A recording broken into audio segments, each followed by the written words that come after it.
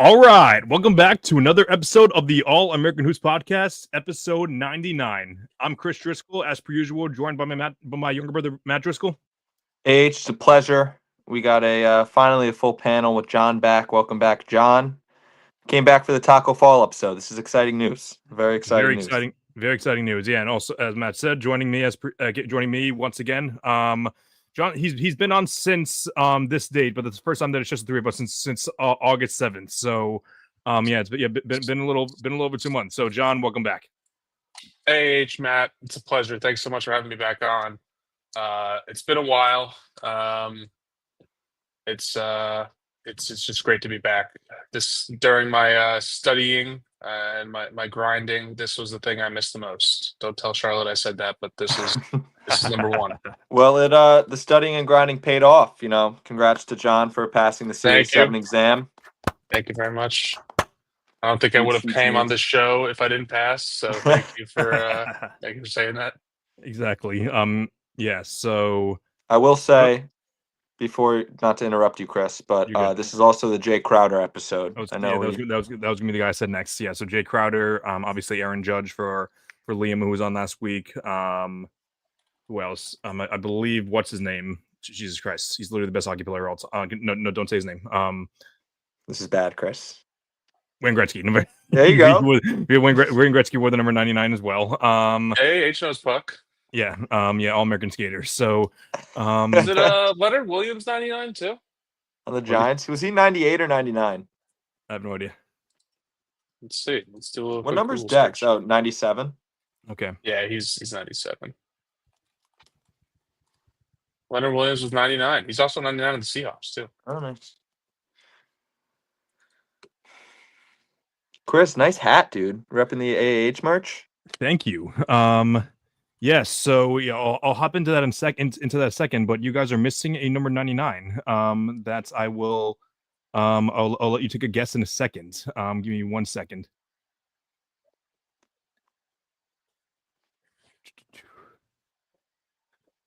All right. Yeah. Any takers for any other 99? What sport? Basketball. Blake Griffin? Nope.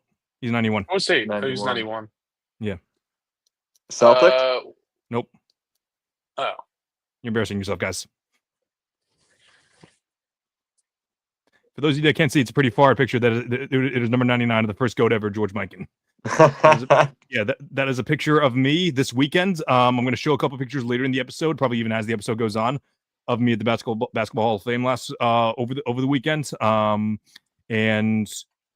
Olivia got me her birthday gift for me a few months ago was tickets to see the Basketball Hall of Fame. It was a phenomenal weekend.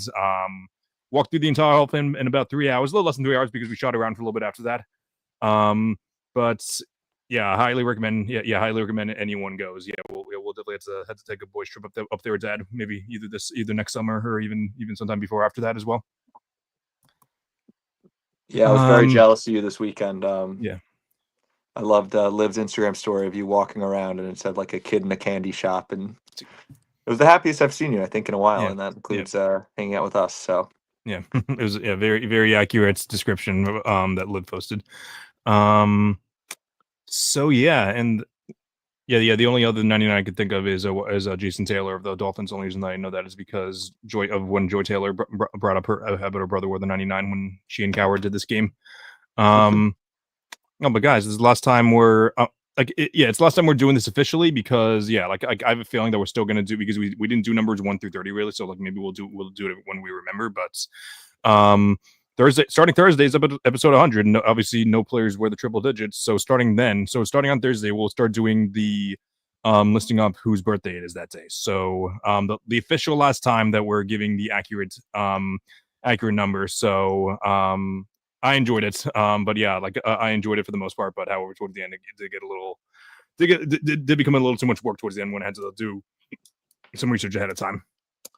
So, the next thing I was going to say. Oh yeah, so as Matt said, I'm currently wearing my hats. All American Hoops, as you can see, it says right here. It just came in the mail yesterday. Also, obviously I'm not going to be wearing a baseball hat for too long. It's getting cold outside, so I will be putting on my beanie instead. This one also says All American Hoops. I also have a sweatshirt which is in the car now, which I wore over the weekend, but it's been raining ever since, so I didn't want to bring it back inside. And yeah, and another t-shirt coming in the mail. So I'll definitely be dropping a merch video in the on my TikTok and on Twitter on Instagram, and I'll definitely be advertising it every week. But the last thing is pointing this which is I'm not even pointing the right direction anyway, but above Matt on the right, that's the QR code for the merchandise. So if you guys want to take a look, buy some cool merch. The hat's definitely one of my favorite ones yet. So definitely very excited for that. So all right, so yeah, we're back. Episode 99. It's a Monday night, obviously differently. Yeah, we did want to get episode 99 out of the way because we wanted to get episode 100 before the season started. So that's going to be on Thursday nights. And we figured that a perfect way to start the season is kicking it Bill Simmons style and doing an over/under episode. We're not going to do all. We decided not to do all 30 teams because those episodes usually take about 3 hours, and it'd be way too much for us, especially on weeknights. But yeah, we're going to just do the Eastern Conference teams now, and then maybe sometime, maybe even this time next week, might do the Western Conference teams depending on what each of us have going on. But for now, as long as as long as you guys don't have any questions, but first I'm going to explain exactly how this is going to work. It's pretty simple. We're just going to go through each team and we're going to break it down by division. So first we'll go over the Atlantic Division, and then I'll say, okay, so for example, the Knicks are the first team we're going to go over because they are projected to have the most wins in the Atlantic Division, so 53.5. So we could talk about the team to start. You guys can even just start off by saying I'm taking the over, I'm taking the under without a doubt, and give your case why. But yeah, each of us will give our case as to why we're giving them the over or the under, depending on what's going on. Any questions? No, I like it. Yeah, and we'll go Atlantic first, then we'll go Central second, Southeast third, and we're gonna I didn't put this in the agenda, but I think it's most appropriate to go. The teams with the most wins go first, and then we'll go from top to bottom. So as I mentioned, the Knicks are projected to have the most wins in the Atlantic Division at 53.5. Obviously they made the conference finals last year, the first time in a while. And in my opinion, their roster got better. So obviously, they kept their starting five. They really didn't get rid of anyone. They signed Jordan Clarkson, Guerschon Yabusele. Malcolm Brogdon was signed to a training camp deal, I believe. Maybe it was even less. I don't even know if the rosters are due at this point. I'm imagining that it'll eventually come down to it within the next couple of days when they announce it. Obviously, they held on to their top six. I said they're starting five. Because if you're including Mitchell Robinson, they held on to their top six. So I think the Knicks had a pretty underrated offseason. I know a lot of people said they were one of the better ones, which I think they were because they kept their core while also operating the margins. So Matt, do you have anything to add to that? I like the over a lot here. They won 51 games last year, so it's only 3 more wins than they had last year. You mentioned the additions of Guerschon Yabusele and Jordan Clarkson. I think that helps out a lot of the older players as well. Like Deuce McBride last year kind of had a tough year. I think he's going to have a bounce back year because he won't have to be the main scorer off the bench like he was last year. Obviously they fired their coach Thibodeau, who was a very successful coach, but I think it was time to go for them. They're going to have Mike Brown, who loves to move the ball around, which was kind of the Knicks' Achilles heel last year. A lot of the possessions were Jalen Brunson dribbling the air out of the ball. So I think getting the ball and moving it around will help them a lot. Obviously, with a lot of these over-under, a lot of it deals with health. They were relatively healthy last year. If that happens again, I think this is a very solid over. I thought the line was going to be closer to 55.5. But because it's 53.5, it does scare me a little bit because I feel like everyone's going to love this line, so everyone's going to take the over.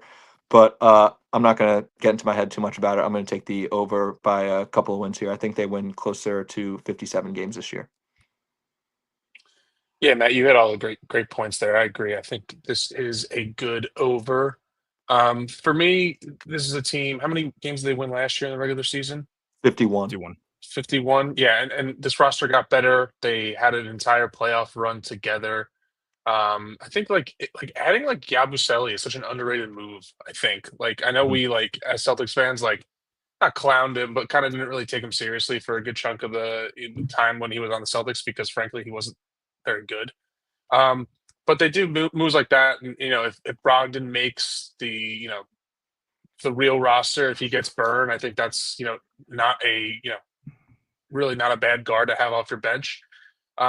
Definitely, I wouldn't even say concerns, but just things that could stand in the way of getting to that over mark is, like you say, injuries. Also, just they overachieved in the playoffs last year. I get it; they were in Eastern Conference Finals elimination, but they made it further than I think most even Knicks fans would say. So not counting out a slump, not saying that there will be, most likely there will not be, but another thing to think about is if they, with such a weak East, with a number of star players being out for the year or most of the year, if whatever happens with Tatum, um, do you see the Knicks maybe not taking the foot off the gas, but just not coasting? These aren't the right words, but just maybe not like putting full pedal to the metal. Is that the right term? Pedal to the Mhm. metal, Yeah. right? Um, just to stay healthy and God knows Tibbs put a lot of miles on Yeah. Brunson, on Hart, on those guys. So maybe they don't really care too much about their overall win total as long as they get one of those top 2, 3 seeds and stay healthy for the playoffs. That's something to keep an eye on as well. Yeah, I couldn't agree more with you guys. Yeah, this is a pretty easy over for me as well. I do. I started going over like my exact win total for every team. I wasn't able to finish it on time though. I've been working on my top 100. But yeah, I'm definitely having the Knicks over here. I'm gonna have them closer to winning. I think we're gonna have them win 57 games. It might be a little generous there, but yeah, 57 feels right, especially that they're going to be near the top of the East, and they just improved their team marginally. And yeah, to John, your point, yeah, it's definitely a valid concern to think that they're gonna not, yeah, again, like not take a step back, but like more so just like make sure that they have that extra level, like that extra extra gas in the tank for the playoffs. So yeah, I can definitely see that happening, but who knows? Yeah, I so we will both. say another thing that is positive for the over is that Karl Anthony Towns was traded, I think, like 3 weeks before the season Mm, last year, or 2 weeks before the season last year. So just another, they have a full season under their belt. I mean, a lot of these guys have been together for a while now, so I think that's just going to help. And I think the Mike Brown hire, because he's a known, respected coach, it's not like his first head coaching position. I think that's just going to help with the over as well. So I definitely like the over. absolutely. So the team with the second, believe it or not, with the second highest over under is the Philadelphia 76ers. So I think that they're easily the weirdest team in the league as far as it goes for they can win 27 games and they can win 55 games, depending on what happens. Because obviously last year, literally all shit hit the ceiling between Embiid tweaking up his knee and being in the worst possible shape. Like which I granted, like Embiid gets injured every year, but like this was the worst one yet. It feels like besides his first 2 seasons when he didn't play at all. And then obviously Paul George got injured, which like I don't really know. Actually like I've been like debating with people like especially on NBA Max. I was the only one debating for Paul George. I said that last year really didn't feel it didn't feel 100% real to me just because his 3-point total went down by like a solid 7 points. His points per game went down by 6 points. So I'm not saying that like the chances of him being washed are zero, but I am saying that I find it very unlikely that that this is the new Paul George now. I think we'll definitely see a much better version of him this year in between both in between what he was in 2024 and what he was in 2025. For the Sixers case, hopefully closer to 2024, and I think that alone is gonna bring them to be a lot better this year than they were last year. That's yeah, like I kind of yabbed on about Embiid and George for a little bit, so I'll let you guys go in a second. But for the Sixers, I will be taking the over for sure. Not for sure, but yeah, like I will be taking the Sixers over. Yeah, I think Chris is like the Japanese soldier that fought for 28 years after World War II ended with the whole Paul George support. It's only But 1 year that it's only 1 year that I was fighting alone. This isn't 27 years that I was fighting. I will say, Chris, this was a tough over under to pick. I did end up deciding to go under just because of how many question marks there are, Right. and I think that um, in with the history of Joel Embiid and a lot of these guys, and even the franchise, a lot of times that they have kind of like more bad luck than good luck, I will say. Embiid and Paul George both had surgery this offseason. Jared McCain is out for the first couple weeks of the season That's with right. a torn ligament in his right thumb, which is his shooting hand. I will say the VJ Edgecombe draft pick is super super exciting. Every interview I have, I'm ready to like run through a brick. Every interview that he has, I'm ready to like run through a brick wall when he speaks. But like I said, a lot of question marks. Last year, I think Kelly Oubre played the most games for the Sixers, and I don't know. That's just not a recipe for success. I do Mhm. think they have a better year than last year, but I don't think they win 44 games. So I'm going to take the under.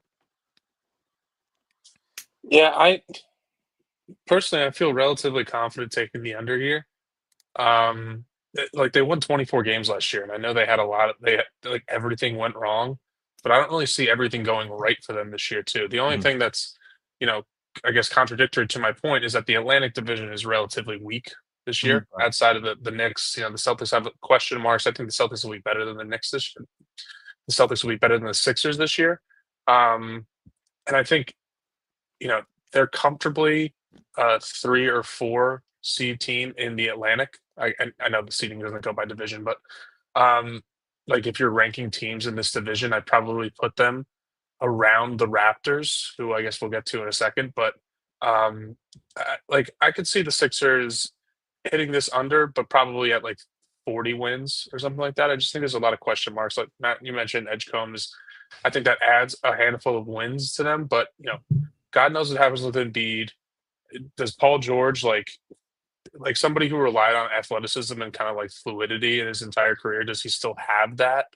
I'm not sure. Um, and I know Maxey missed a handful of games last year too. Um, I just don't, and I think we all love Tyrese Maxey on this podcast. I'm just not sure he can like carry a team to Mhm. 45 wins.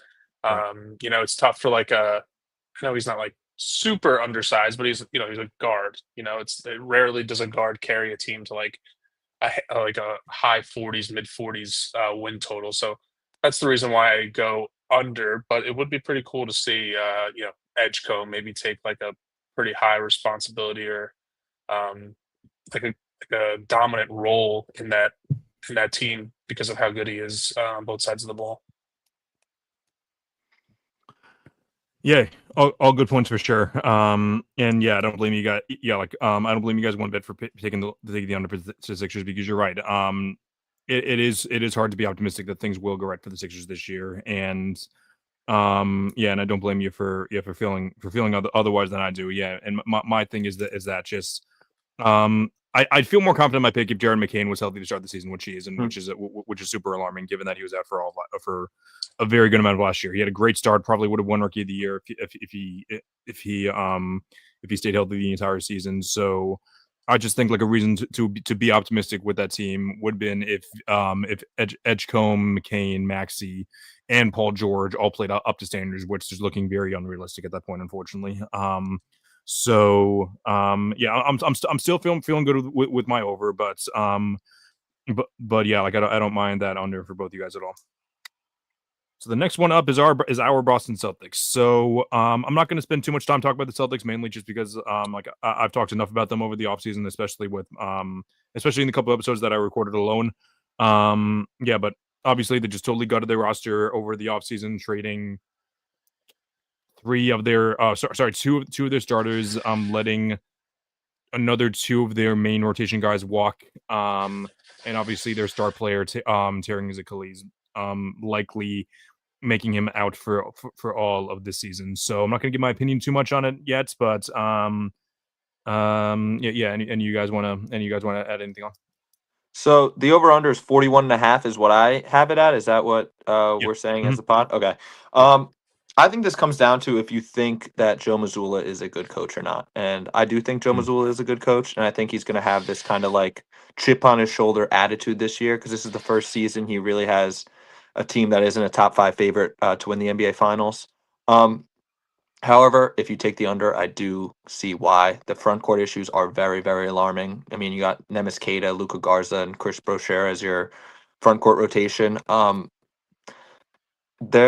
do have guys that can score the ball. I think last year they took 53.5% of their shots were from the 3-point line. I think this year that might even increase to like 55% or something like that because with the addition of Anthony Simons, Jalen Brown I think has to be fully healthy. I hope his knee is recovering nicely. I mean, from the limited preseason that I watched, it does look fine.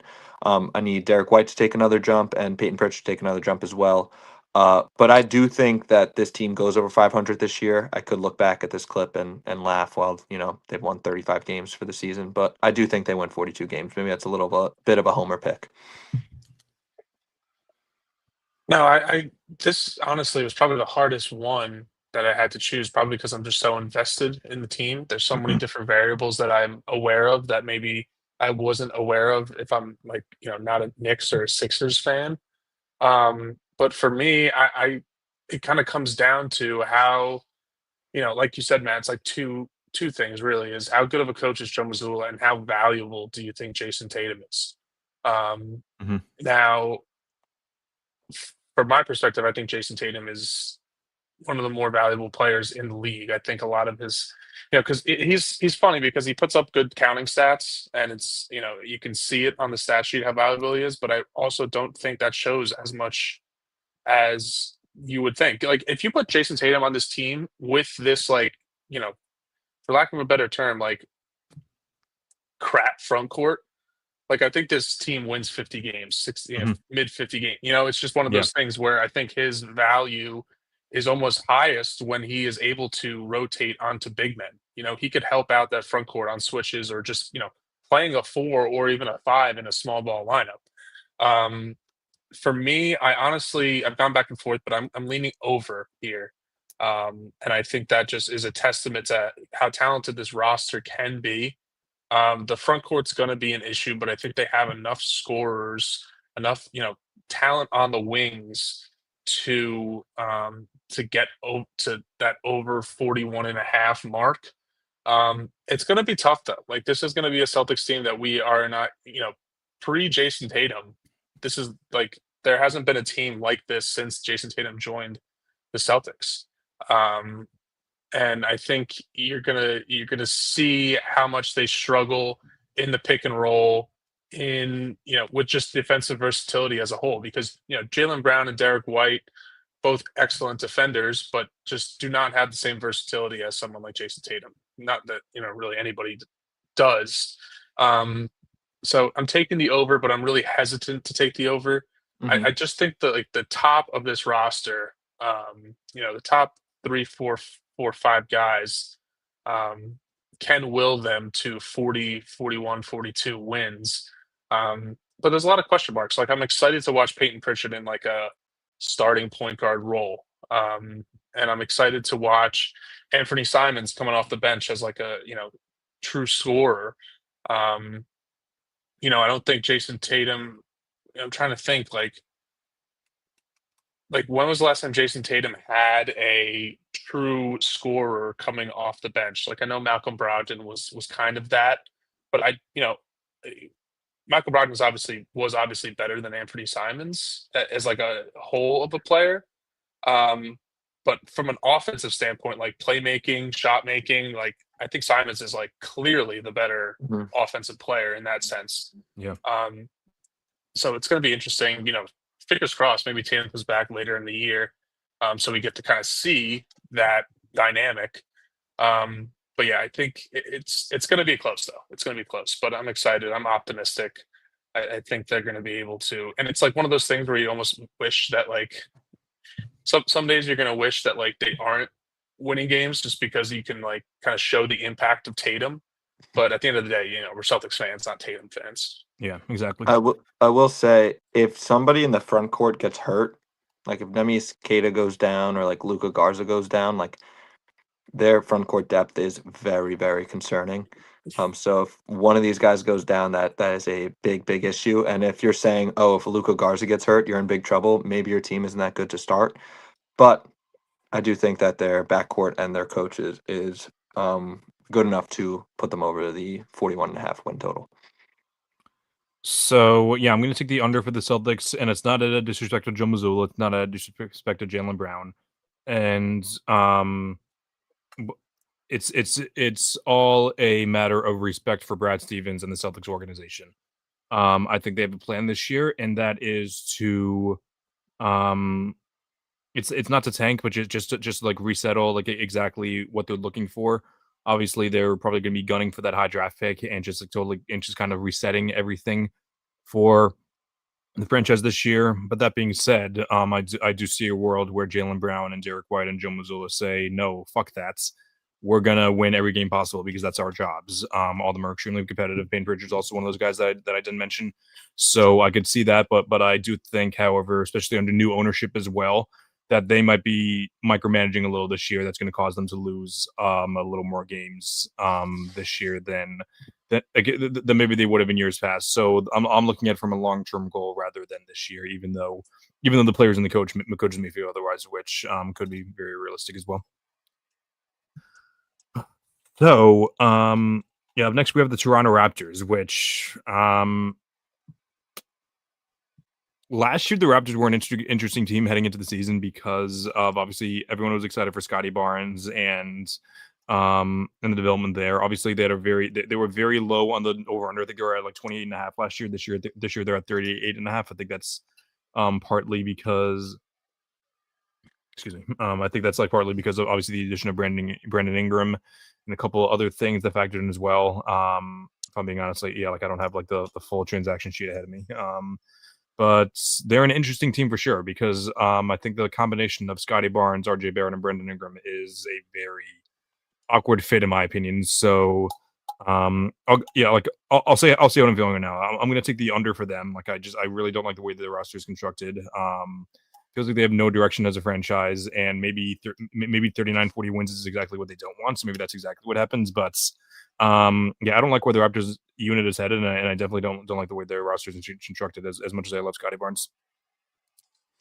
Yeah, Chris, like you said, they don't have a lot of direction, which is why they might try to win as many games as possible. I mean, Darko, I do think he's a good coach, but I think if this I team agree. is extremely, extremely expensive, so if they don't make the playoffs, like he's probably fired. I did like their draft pick, Colin Murray Boyles, out of South what it was. Carolina. Shout out my buddy Dan from work. He's a South Carolina super fan and has been hyping this guy up for over a year. So he's very good on the defensive end. I think he had a bad shooting display in the rookie showcase and stuff like that. I hate this line. I have no idea what side to pick. I'm going to go with over just because Brandon Ingram didn't play any games for them last year. Emmanuel Quicklin played 33 games for them last year. I do think they probably, if they're going to trade somebody, it would be RJ Barrett. But I'm just going to go over just because of how expensive this roster is, and they do have some relatively talented guys on this team. Yeah, and I that's do true. think Darko's a good coach. Yeah, I'm going to go over as well.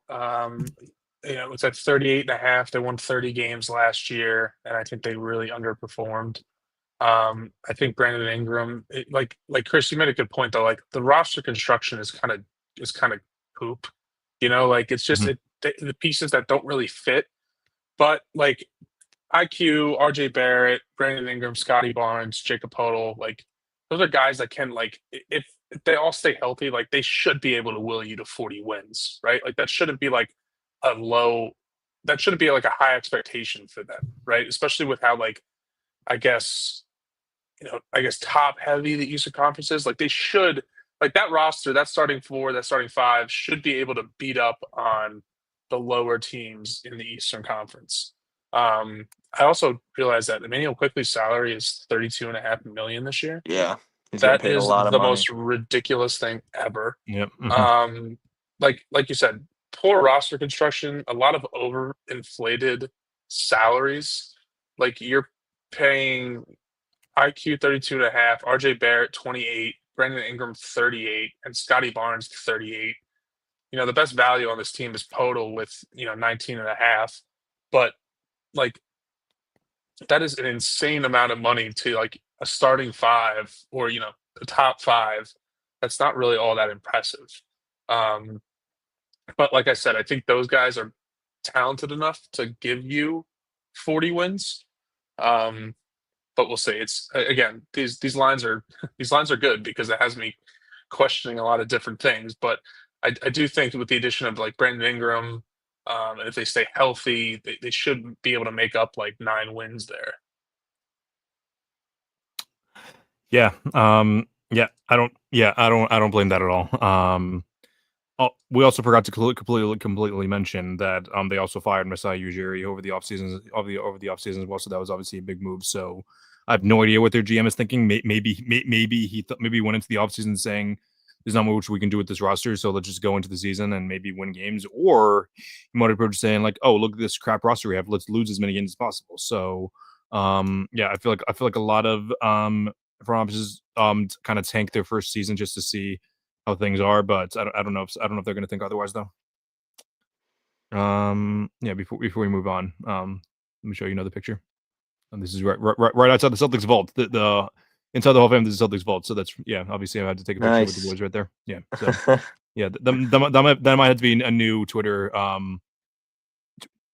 profile picture change because obviously so they can obviously the picture of the three of us is great, but I don't even know if it's a picture of the three of us at this point, but it is, I think. It is, I think. Yeah. So yes, but who knows though.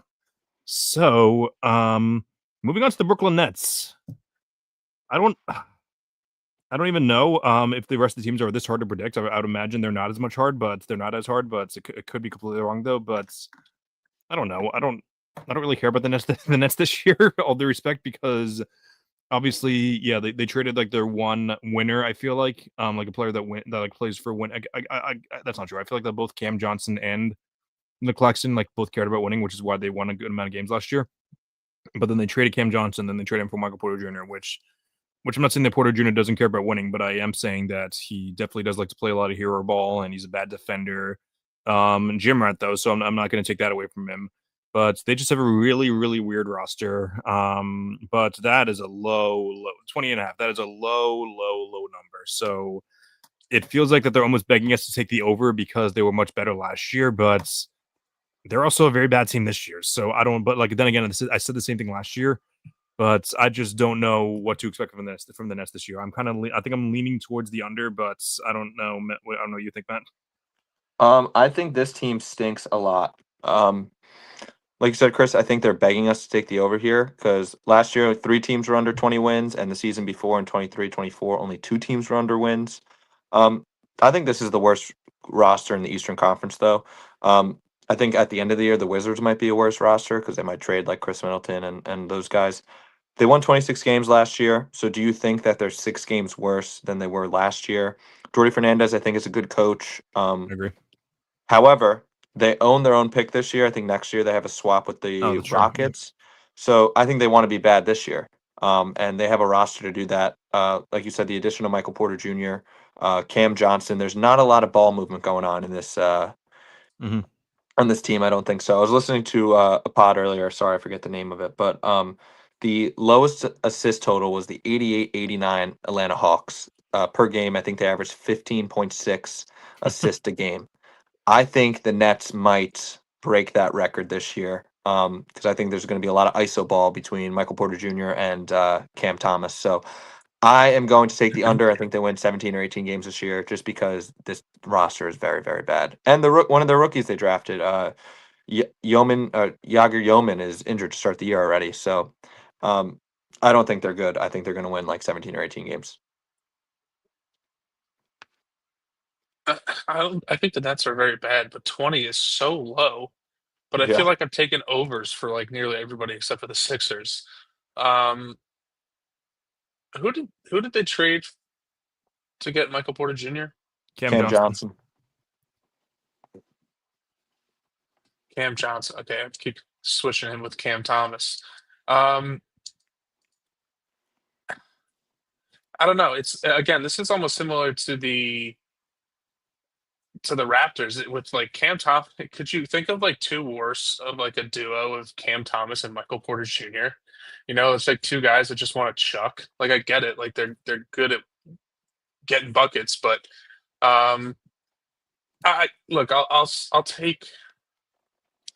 I'm going to take the over here too, just because it's so low, and I think that comes with like a contingency that like if Nick Claxton stays healthy, if Terrence Mann stays healthy, like again, Cam Thomas, Terrence Mann, Michael Porter Jr., and Nick Claxton. Again, those four guys should be enough to get you 20 wins, right?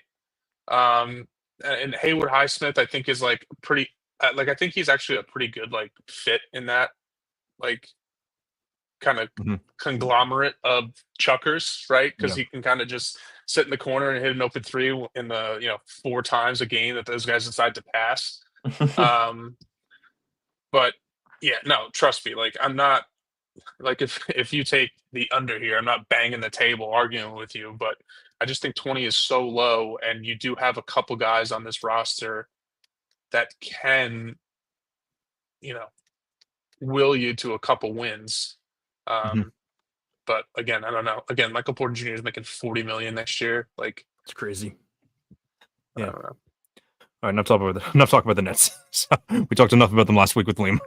Yeah, I think if yeah. we put the Nets Yeah. over under at 7, Liam would take the under. So Yeah, so would our cousin Joe probably. Actually, Yeah. I actually don't know how much he hates them now. He used to hate them a lot though. So, but um, right, up next are my Cleveland Cavaliers. I've been rooting for them for a long time now. They've been my second favorite team in the East for a while. Donovan Mitchell is my favorite player outside of any Celtic in the league, probably.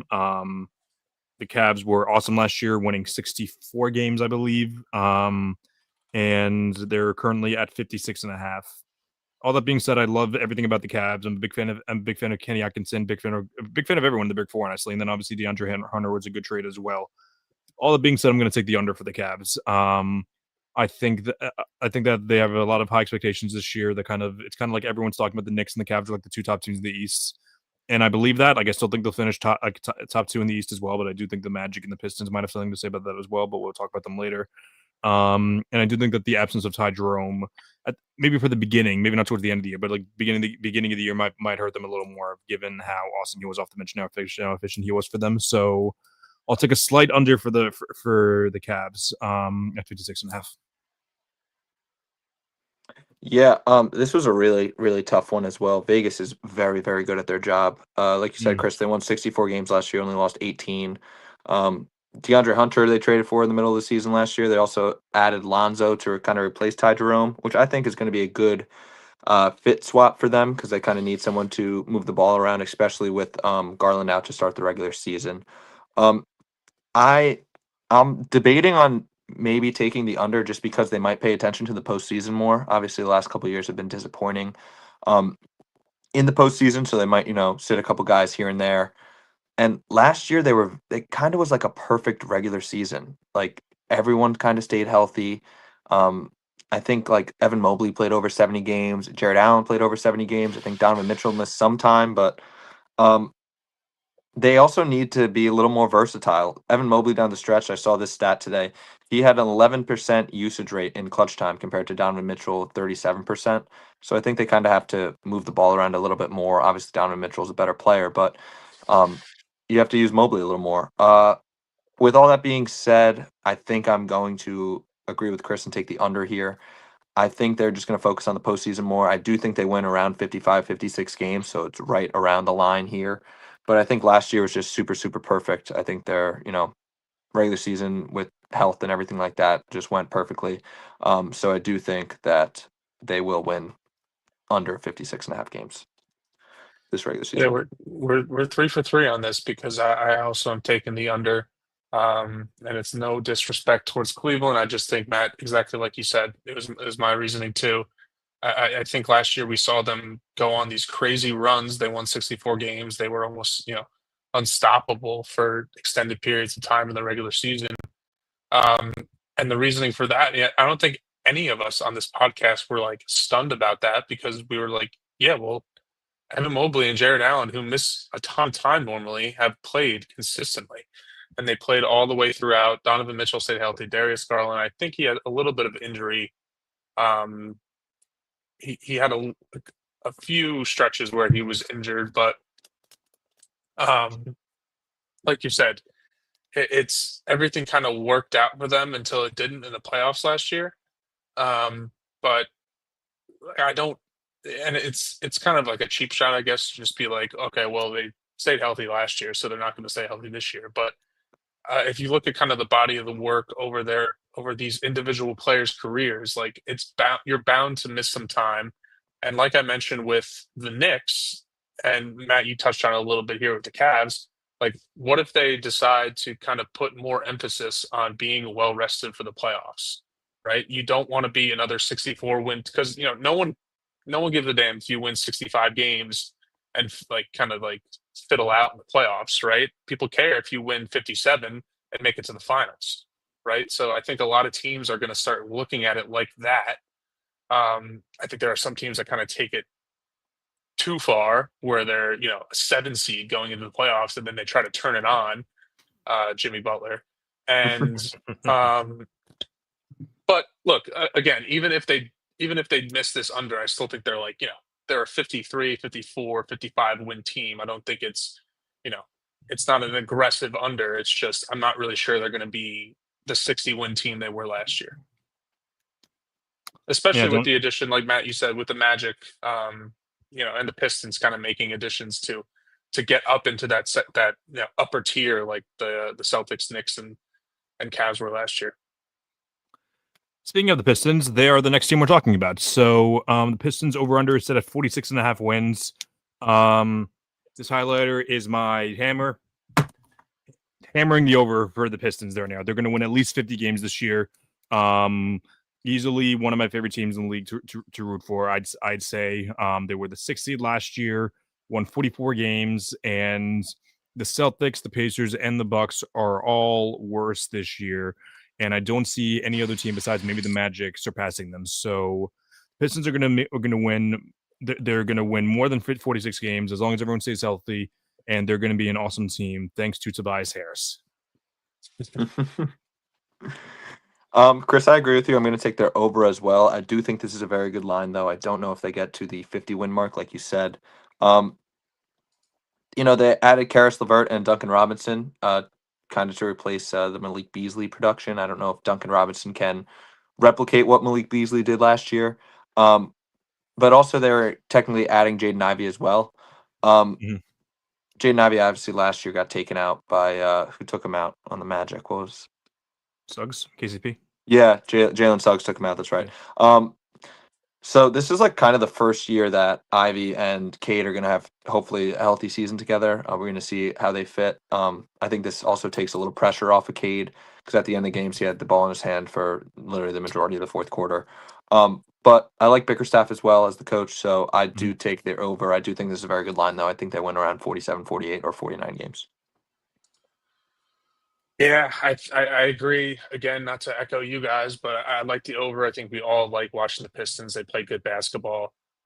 Hesitant though. I think I looked at the Pistons in a very positive light last year. I thought they were a very good team and not a team I wanted to face in the playoffs as a Celtics fan. But the fact that I had that opinion of them, and I don't think they really. You could make the argument, not that they got worse, but I don't really think they got better. Malik Beasley was pretty huge for them on both sides of the ball last year. Duncan Robinson might be able to replicate. He'll probably even over, produce on the offensive side from a 3-point shooting perspective, especially with Cade Cunningham. I think that'll be a good a resource for him.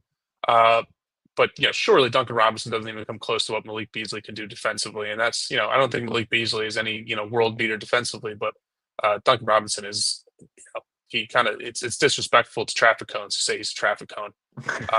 But I will say that I was super high on the Pistons last year, and to hear that they only won 44 games, it's oh wow, I thought they were maybe they just exceeded expectations, and I kind of put them in a tier where they weren't. Right. I still like the over here though. Again, just with a weaker East, I think that we come back to that a lot. That's why I'm saying a lot of these overs for like these mid-tier teams, because I think this is the year where the Pistons, where the Magic can can get to that next level, right? And I think the Magic I put a little bit ahead, a couple, maybe a half a tier or a tier above the Pistons. But I think the opportunity for the Pistons, for the Magic, for these mid-tier teams to get to that over, add 4 to 5 wins, is there. So that's why I like the Pistons to hit the over at 46.5. Yeah, I'll agree on that. like you said, John, like just to kind of echo one more thing about the Pistons. They won 14 games the year before last, so and like them winning 44, like they were totally an under the radar team. I think some teams, when they have expectations and they have like light on them now, they might be a team to kind of crumble and be a worse team and not win the 46.5 games. But I do like their roster. I do like their coach, so I do agree with the over. Good stuff. So the next team we have is the Milwaukee Bucks at 43.5. Said this for a lot of the teams. Say outside of the Nets, this is probably the hardest one I'd say so far for me to decide. I feel like all the other ones have been either easy or easy-ish. The ones I thought about it. The Bucks, I'm struggling mainly just and I feel like I'm leaning towards the under, but however, producer of the show, Tony Sports Fluent, he's very high in the Bucks this year because of how his thing is how low the East is this year and how much better Giannis is than everyone else. That being said, their roster outside of Miles Turner is just so bad. And Miles Turner is your second best player is fine in some instances. Like not even because he was at best the third best player on the team last year. When they made the finals. So obviously having Giannis as your best player and then having Giannis as your best player gives you some flexibility for your second best players. So maybe Turner could be the second best player on the team. That could be respectful, but just a steep drop off after that because I don't even know who I take. Kyle Kuzma or Gary Trent Jr. Probably Gary Trent Jr. Honestly, given roster fits. But yeah, screw it. Yeah, I'm going to take the under. Yeah, like I really don't like this team. Even though I do like both Turner and Giannis. Yeah, Chris. If you look at the Bucks roster and cover Giannis Antetokounmpo's name, like this is a very certainly a lottery team. Yeah. So Giannis has played over 70 games one time since the 2019-2020 season. So let's say Giannis misses 15 games this year just based on like illness or sitting out a game. The Bucks might go 0-15 in those games. Yeah. Like this roster is horrible. You're banking on Kyle Kuzma, Kevin Porter Jr., and Amir Coffey to be your wing defenders because Giannis is probably going to be in the paint more so.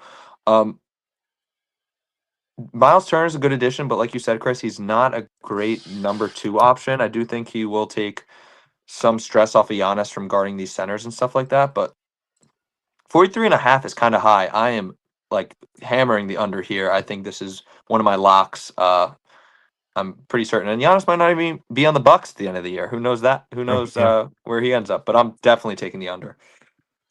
Yeah, I'm like pretty confidently taking the under here. They won 48 games last year. Damian Lillard played 58 games, and Giannis played 67. So, like, I know, like, it's kind of overshadowed by Damian Lillard tearing his Achilles. He played 58 games last year, and they won 48. And you don't have him at all this year. Your starting point guard is Cole Anthony. Oof. Your front court is Miles Turner, Kyle Kuzma, and Bobby Portis. I mean, minus Giannis was what I'm saying. And honestly, my favorite player is only making $3.5 million this year. It's Gary Trent Jr. because I think he's going to be one of the best players on this Bucks team. He's easily.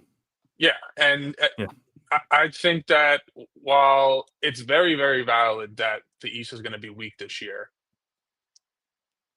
you take this roster, you lose Damian Lillard, you add Kyle Kuzma, you still think you'll only lose 4 games off of that deduction? Bobby Portis is what? 72 years old. Like it's not a good roster, Matt. You put it perfectly. You cover up Giannis Antetokounmpo's name here, and it's a play-in team. It's a lottery team. Like they are a very, very bad team. Um, I'm pretty confident saying that I take the under here. Um, I I think it's like not to be like a Celtics homer here, but like them being above the Celtics and the Sixers is a little wild to me. I know Giannis is Giannis, but like I don't know. Is Doc Rivers still their coach? He sure is. Yeesh. I mean, again, like Matt, this would be the more qualification for Japanese soldier meme with my Doc Rivers fandom, actually. So that would be more qualification for that. Um, I think that he's a good polarizer. Like we saw him coach the Clippers like the season before they got Kawhi, and they were and you know they beat the Warriors they beat the Warriors twice and everything there. That was 6 years ago at this point, so maybe nothing. I feel like it's a very Skip Bayless argument for me there by using the one season and the two playoff games. But I don't know. I know he's not their coach long term, but like who knows? Maybe he can surprise people this year. I would be very surprised. I would be very surprised as well. All right, moving on. So speaking of Miles Turner, the team that he left for, which by the way, like, and I'm not like I'm kind of over the fact like, oh, how dare you leave your rival? Just because I feel like players in this age don't care about rivals. Like I feel like they're more personal than by team.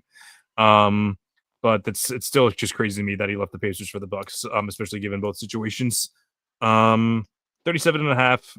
Similar to the Celtics, I think both teams are extremely well run. I think these easily 2 of the 10 best well run teams, maybe even 2 of the 5 best well run teams, depending on how you look at it.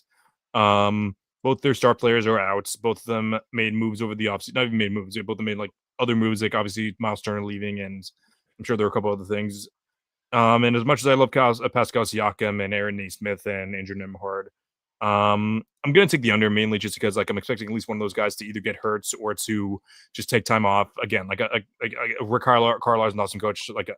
So he might want to get guys to win, but I also feel like he understands what's at stake, and like maybe getting the higher draft pick is what's the high priority to this year. So I'm not saying they're going to win like 25 games, but I am saying that maybe winning 31 games is more valuable than winning 38 games.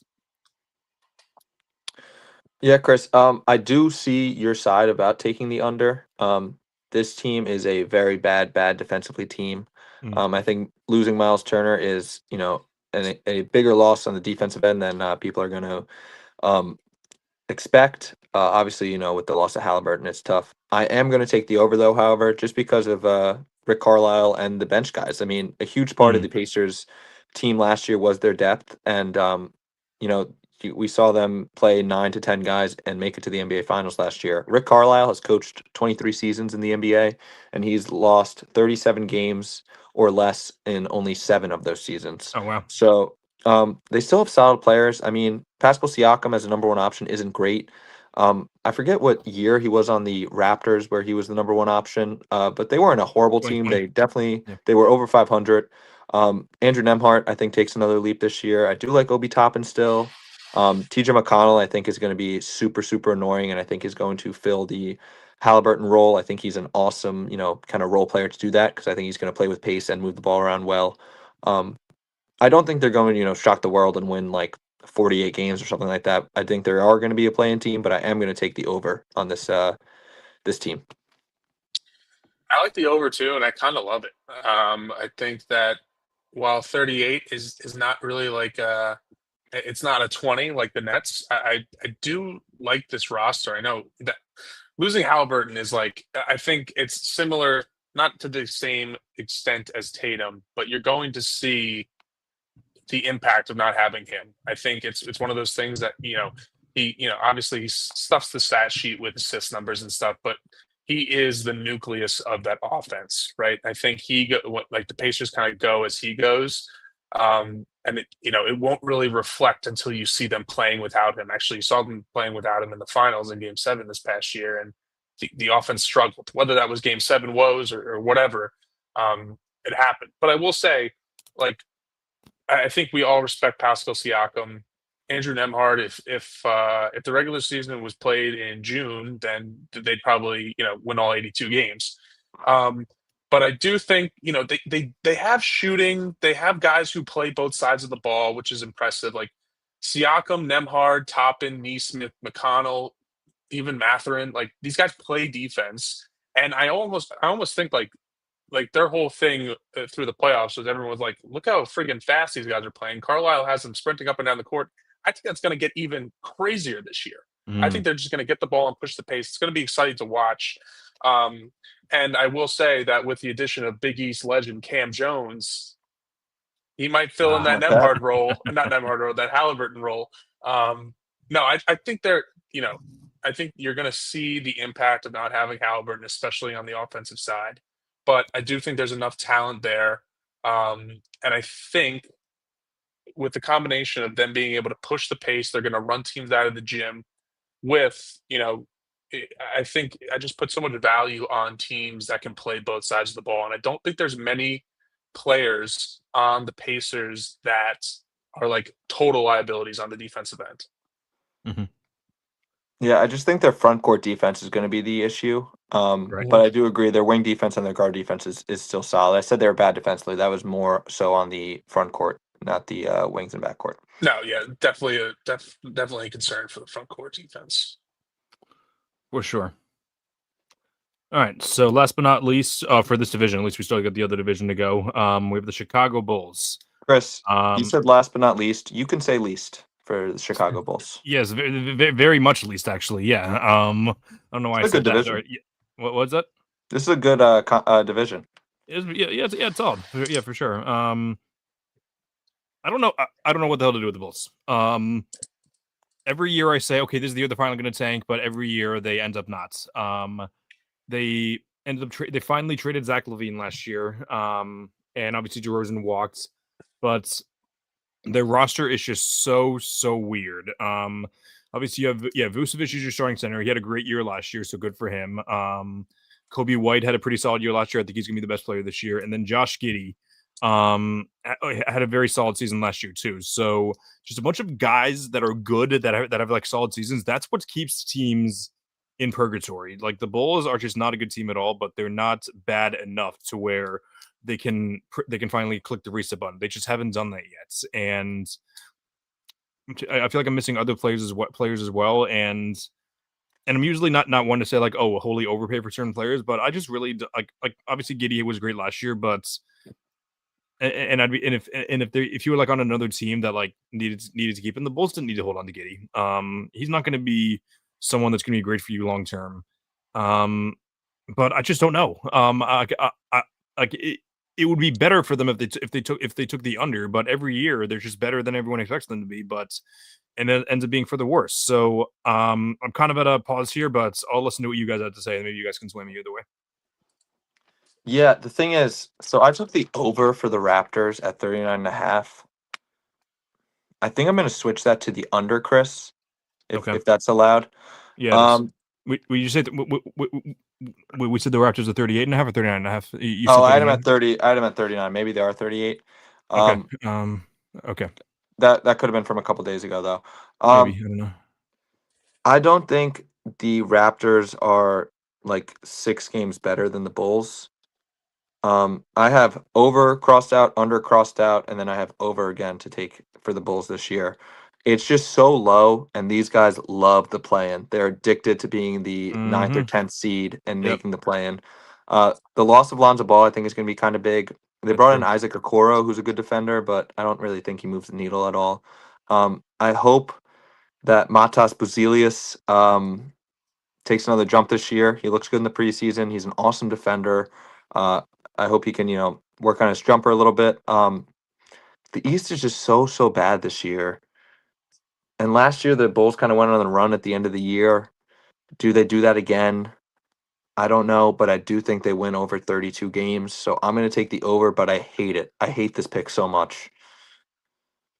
I do not like this pick. Because I look at their roster and it's bad. This team is bad. Yeah. Like Vucevic is no, he's not the only good player, but they have like 3 or 4 decent players, right? And then everyone else, it's like, who the hell is this?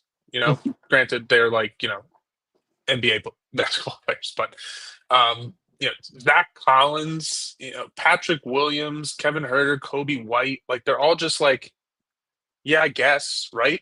But like 32.5 is so low, right? Like, especially for this kind of division or conference, I should say. Like, there was only 5 teams last year that hit that was under that, right? It was the Raptors, the Nets, the Sixers, the Hornets, and the Wizards. I think the Bulls are a tier above those teams, but like, you know what? Screw it. I'm not going off last year. This team is bad. I'm going under. I can't. I can't justify it. I get it. 32.5 is criminally low, but like, who's the guy? Like Kobe White, he can he'll show up like once a month. Kobe White's Vucevic is pretty like, good. oh yeah, he's pretty He good, but averaged- can he be like the number one guy? No, he averaged 20 points last year, so like he's definitely a solid player, but it's just like he Vucevic is shouldn't like be an number one. awesome center on a good team, right? Like, he is awesome if he's on like one of these mid-tier teams that we were talking about. Like, I don't even know where to like fit him because there's so many injuries and everyone's just like all over the place. But like Vucevic, like, I If don't he know. was like Like, the I don't fifth think, option or something. like, if Vucevic was on like the Pistons, like that would rock. That would be like perfect, awesome. But like, I don't see him as somebody who can like will a team to like carry a team on his back all season. And granted, he's a 34-year-old center. Like, no one expects him to do that. Again, so I'm pretty much opposite of you, Matt, but for the kind of the same feeling. I'm taking the under, but I don't really love it. I don't.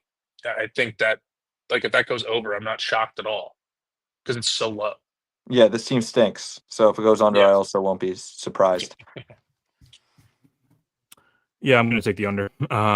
It just as much as I say that they keep on moving, then like they keep on like finding a way to win. I feel like part of that is because they always had guys like Zach LaVine and DeMar DeRozan, but both those guys are gone now. So and they do have some like solid NBA players, but yeah, just not good enough anymore for me. And yeah, they're not there for me. So I'll take the under. So moving on to the Southeast, first we have the Orlando Magic, who I don't know how you guys feel about them anymore. Like, as far as goes for rooting interest, they were definitely on top towards the top of my list for rooting interest, but then the Celtics played them last year, and I just hated watching them.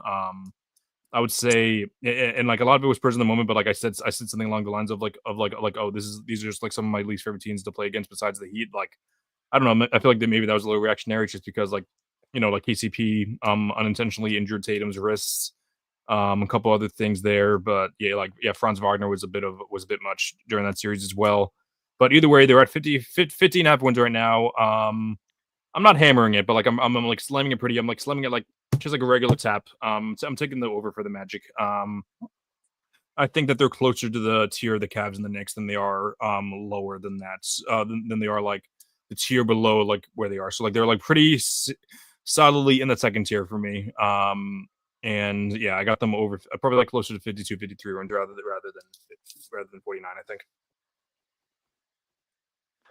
Yeah, this is a very, very tough one. I do think that they're probably the third or fourth best team in the East this year. Like you said, Chris, obviously the Desmond Bane addition is huge. Last year they had shooting struggles and they, add an elite shooter in Desmond Bane. I do think the shooting struggles are still there. I know last year is a little different, but the top 4 seeds in the East last year won 50 games or more. I'm going to take the over. I think this is a team that's going to try very hard in the regular season. I think they have a lot to prove. I think Franz and Paolo can take another jump. Paolo missed a lot of time last year as well. Granted, they only won 41 games last year, but I do like their roster. So I'm going to take the over, but I'm hesitant to take the over. Like Chris said, just a little tap. I'm not hammering it or anything like that. Yeah, I went back and forth on this. Probably less so than other teams. I did just part of the reason why I saw they only won 41 games last year, but like you said, Matt, like Paolo missed a good chunk of games. Jalen Suggs missed the second half of the regular season. And the addition of Desmond Bain, I think just like it almost like addresses a need, but doesn't like take away, what makes the Magic so good is that their defense. So I think that's so valuable. Was Tyus Jones on the Magic last year, or was that an addition in the offseason? Tyus Jones. Tyus Jones was on the Suns last year, I believe. Yeah. Yeah, I feel like this is another addition that kind of flew under the radar for them. That's like, I think that's pretty good. I mean, they lost KCP though, right? Yeah, that might Um, be addition by subtraction there, John. Yeah, yeah. I mean, he's a good defender, but definitely like Desmond Bain is like the clear upgrade there, right? Yeah. And I think so. I think if Paulo plays more games, Jalen Suggs stays healthy, I think like you said, Matt, the top four teams in the East last year won 50 games, and I think there might be a little bit more of the upper echelon of the Eastern Conference beating up on the lower tiers this year. So I like the over here. It's not like an easy pick, but it's easier than some of the other picks that I've had to make. So all the a couple of them we've been unanimous at. One of them being the Knicks, one of them being the Cavs being the under, and then now the Magic is the third one that we all have the and the Bucks as well. Yeah. So 4 to the 11 so far have been unanimous. And I'm not really surprised at that. The next one is the Atlanta Hawks. I'm not going to do the Zach Loca call, just because I don't have that high pitched voice. Not only that, I'm just not as high on this team as many people would think. Couple things. I don't doubt Trae Young's ability to raise a team to win 48 games. He's done that in the past. He's a very good floor raiser. That's never been the question as to whether he could do it. The question has always been, can he ceiling raise? And then we can dive into everything else outside of that, though. And like, as much as I like certain players on the team, like individually, like I for one am actually a fan of Zachary Richer. I think that towards the end of last year he was better than Stephon Castle. Like I think that Stephon Castle definitely deserved to win Rookie of the Year, but because of how he played at the beginning of the year.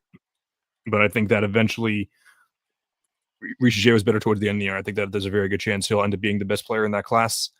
Jalen Johnson's coming off. I think it was was it ACL or was it something else that he hurt? Or was it was his right shoulder? It was his shoulder. Jeez, not even close. Yeah. Okay, so he's coming off that injury, so maybe we'll see what happens there. And obviously Porzingis is the biggest question mark there. Will he be available? That's the big question. Will he be available? We don't know. I recently put out my TikTok video of ranking the top 100 players in the league. I do it 10 at a time, and I did have Porzingis as late as I think I have him at 89. As far as it goes for players that I want my team to build a championship around. Porzingis is extremely talented, but if Porzingis isn't on that, if he's not on the courts in come April, and it's Onyeka Okongwu instead, who's a very solid player, but also Clint Capella is not on the team anymore. So once you get rid of those two guys, and then Okongwu might be your only starting center, the Hawks can be a very good team, regular season team. So I was tempted at first to take the over, but I don't know. Like the more I think about it, like I'm just not as high on these teams as like some guys in the media are. So I'm gonna take the under. So Chris, what do you have the over under at? 47.5. 47.5. I wish it wasn't this high. Yeah, because I love a lot of their additions. Like Luke Kennard is a very, very good addition. I think he's going to play great with Trae Young. Obviously, the Porzingis addition, he's in a contract here, so he's probably going to play like 79 games this year. Nickeil Alexander-Walker is an addition that I believe flew under the radar for myself. He was a very, very solid player in the Timberwolves the last couple of years. There's so many question marks here. And there's a ton of hype. So I feel like Vegas kind of made this line like kind of daring people to take the 47.5. I'm just going to keep, backing that the East is super weak this year and that I think that Richer makes a good jump. Chris, you made a great point about how he played in the second half of the year last year. I love Jalen Johnson. I think he's going to come back if he's healthy to start the year. I think he's going to be a very, very solid player like we saw. Chris, you're not a huge Dyson Daniels guy, but I love the Great Barrier Thief. I think he's awesome to watch. So I like the over. I'm going to take the over. I'm going to, a lot of fun guys to root for on this team. I think they're a good regular season team. I don't think they'll go far in the postseason, but I think they win probably 48 to 50 games this year.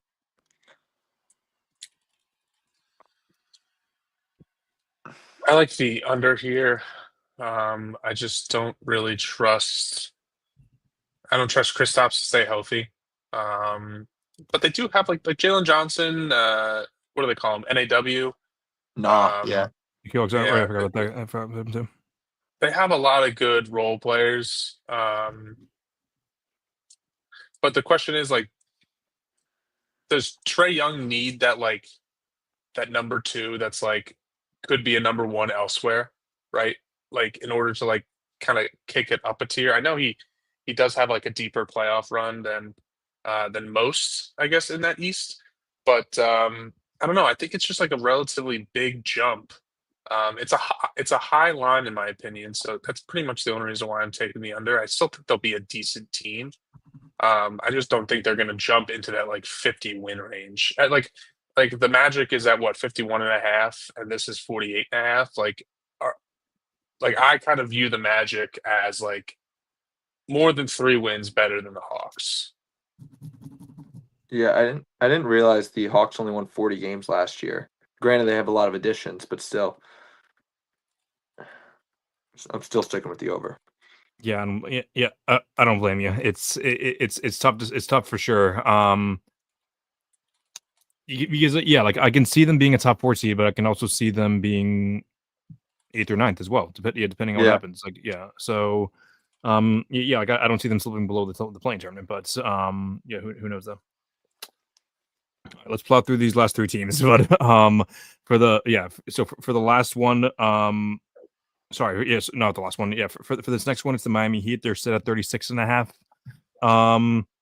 It's a pretty like I don't even know what to think. Yeah, like I would say it's relatively low given their roster. Like I don't love their roster, but I like it. Obviously, Bam Adebayo kind of took a step back last year, but I definitely think he'll recover to be like his all-star self.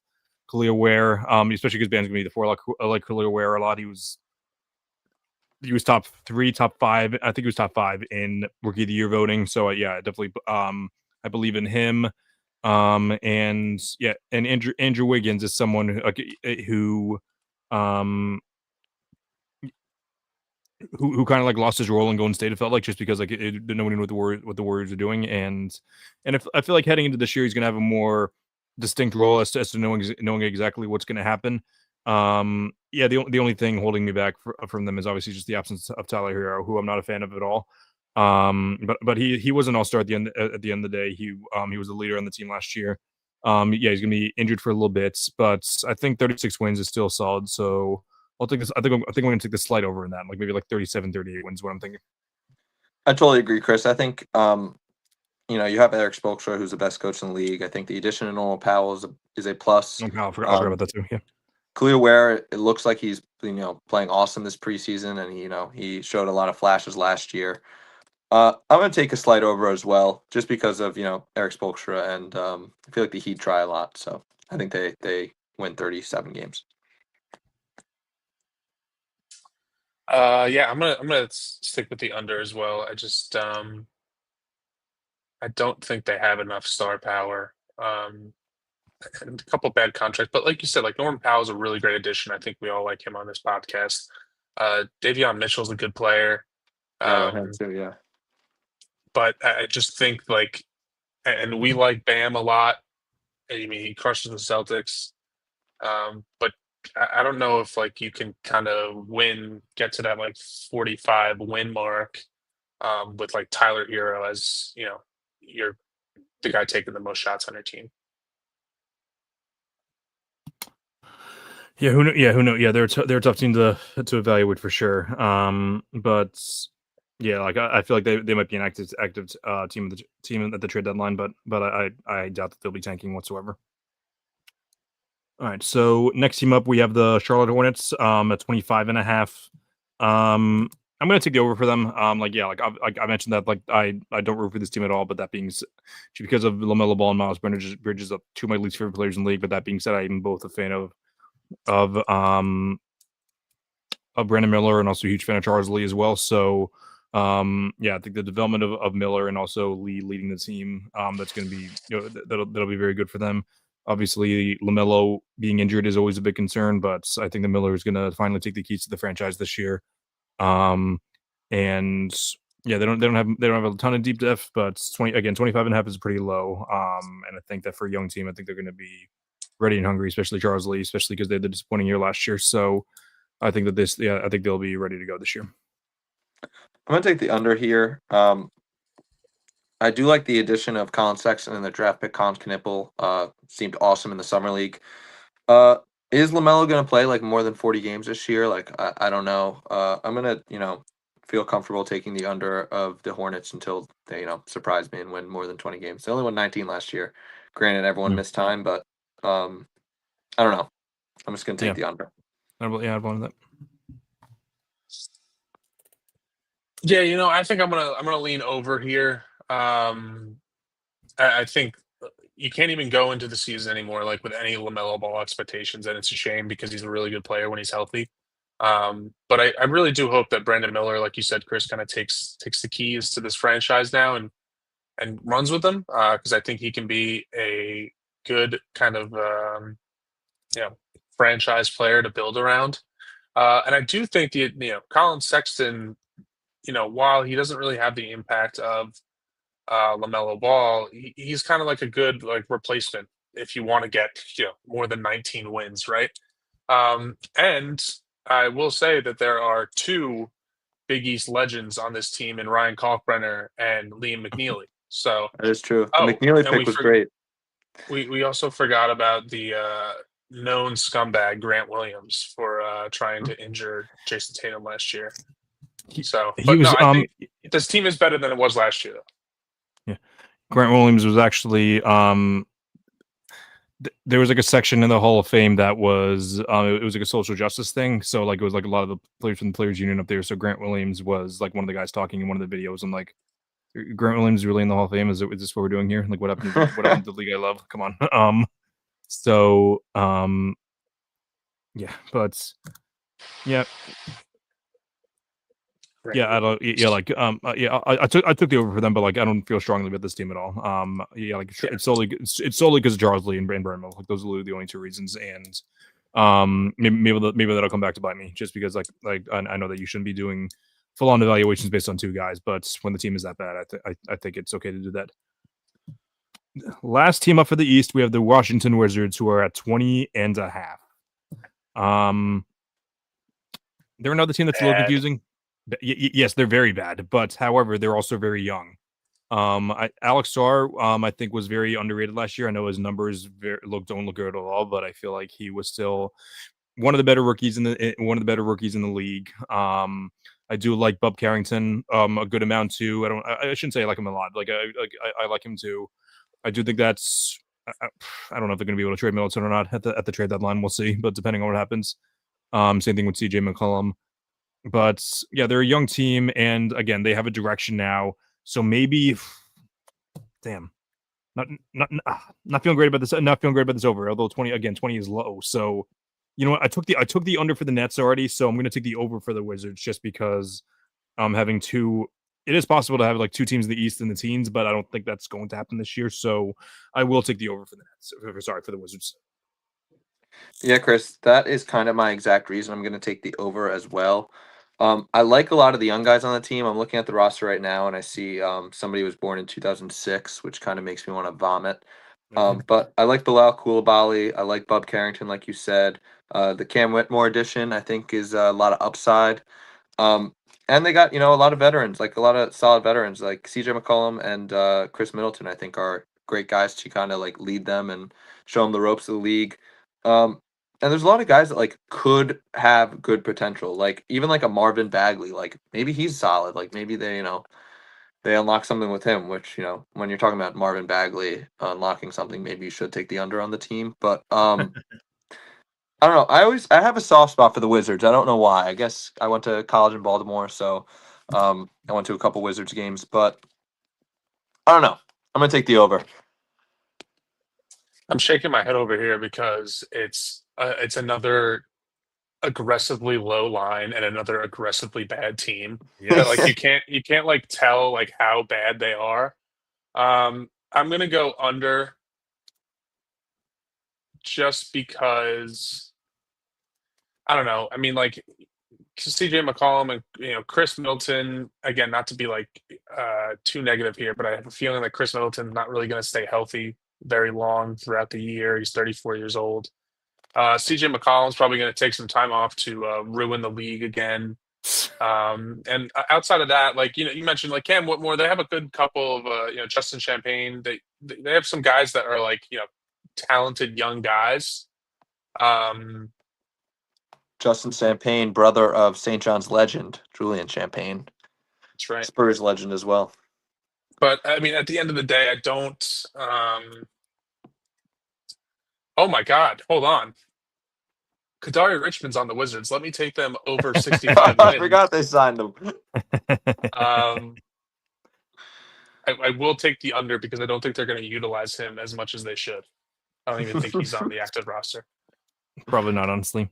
Yeah, CJ McCollum, another one that was like, and like Grant Williams was just like a video playing in the background, so like it's like he was there. There's like a full on picture of CJ McCollum on the wall, Damian Lillard. I'm like what? Like it's not like they were like a fun duo, or like and even like you can debate important for that time period because of how like because of like how like stacked the West was. But no, they should not be painted on the wall. Like I don't care how good they are for the off the court stuff. Ugh. Yeah. Yeah, don't even get me started there. All right, so yeah, so this was the over unders for the Eastern Conference. Like the last 10 minutes there, I just got totally exhausted. I don't know what. Yeah, like I guess I'm running out of stamina. It's been a little while since we got over the hour 20 mark. It's been mostly unders, and also it's been mostly like under an hour for the past couple episodes, and also we had that couple week hiatus as well. So I'm very happy. This was a good warm up though for Thursday, which I'll talk about in 30 seconds. But this was episode 99. But as I mentioned, if I stayed like longer to do like another over unders for the Western Conference, I would be I'd be sleeping by like the 20th team. So I'm probably gonna do another recording on Monday. That is the day before the season starts, just so we can go over a couple of things. I don't know. Like I'll have to figure that out later. But at the very least, yeah, like I'm gonna go back to recording. John and Matt are also gonna be welcome to come on, but at the very least, they'll also just send me the over unders as well, just so I can post a graphic in case they don't have the time to hop on the show. But as I mentioned, this was episode 99. Thursday is episode 100. Something I've been looking forward to for like about 6 months now. Because like the idea plants in my head. We're doing an all-time drafts of as of now we got 6 guys coming on, so it's myself, John, and Matt, alongside Ori B from Hoop Social, and also my co-host on NBA Max. Also Tony Styles, the host of the Hoopstorians podcast. I've been on his show before, and the two of us have also been on what used to be called 6 Degrees North with Tony and Jalen. And also the 6th guy we have coming on is Mike Orzemba, who is one of the biggest YouTube creators, at least of his time, and even now so as well. So already a stack panel, and by tonight we should have 2 more guys. So we're super excited. It's gonna be 8-man panel.